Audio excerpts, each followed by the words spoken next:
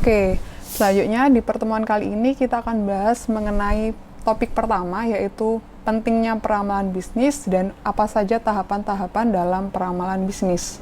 Nah, pentingnya kita melakukan peramalan bisnis adalah karena dalam dunia bisnis yang berubah dengan sangat cepat ini, perusahaan tidak hanya berfokus pada bagaimana memuaskan kebutuhan pelanggan, tapi juga mereka ingin mencari tahu bagaimana caranya untuk berupaya mengurangi biaya produksi yang ada. Nah, dalam peramalan bisnis ini kita akan bisa mengetahui nantinya dan bisa mencari lebih tahu bagaimana cara agar perusahaan itu bisa memprediksi hasil-hasil peramalan yang akan mereka gunakan untuk pengambilan keputusannya dalam manajerialnya.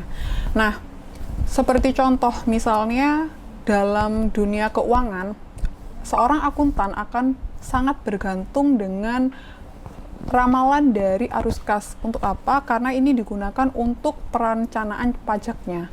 Kemudian dari sisi keuangan yang lainnya, misalnya seorang manajer keuangan, mereka akan sangat membutuhkan ramalan dari hasil laba bersih karena digunakan untuk mengetahui kinerja perusahaan selama ini.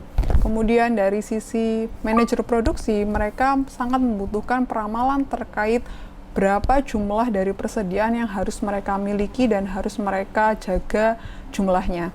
Kemudian dari sisi manajer pemasaran, mereka akan sangat membutuhkan hasil ramalan dari penjualan karena ini akan berguna bagi mereka untuk memutuskan berapa sih target penjualan yang harus mereka dapatkan di masa depan.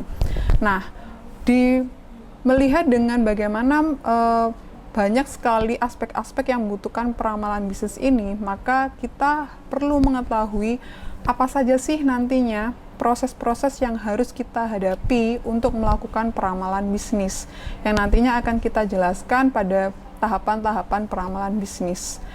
Tapi sebelumnya kita akan belajar terlebih dahulu untuk memahami, sebelum kita melakukan tahapan-tahapan bisnis, kita akan mencoba memahami keterkaitan antara data.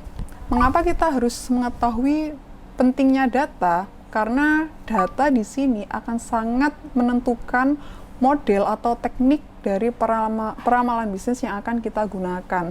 Jadi, ketika kita sudah memahami data yang akan kita gunakan, maka modelnya yang akan menyesuaikan. Sebagai contoh, nantinya dalam data akan terdiri dari beberapa jenis pola data, yaitu ada data stasioner, ada data tren, data siklis, dan juga data musiman. Nantinya kita akan mengetahui keterkaitan antara data dan bagaimana dari jenis-jenis data tersebut kita akan mengambil metode atau teknik yang paling tepat. Demikian penjelasan untuk materi hari ini. Sampai jumpa di materi selanjutnya.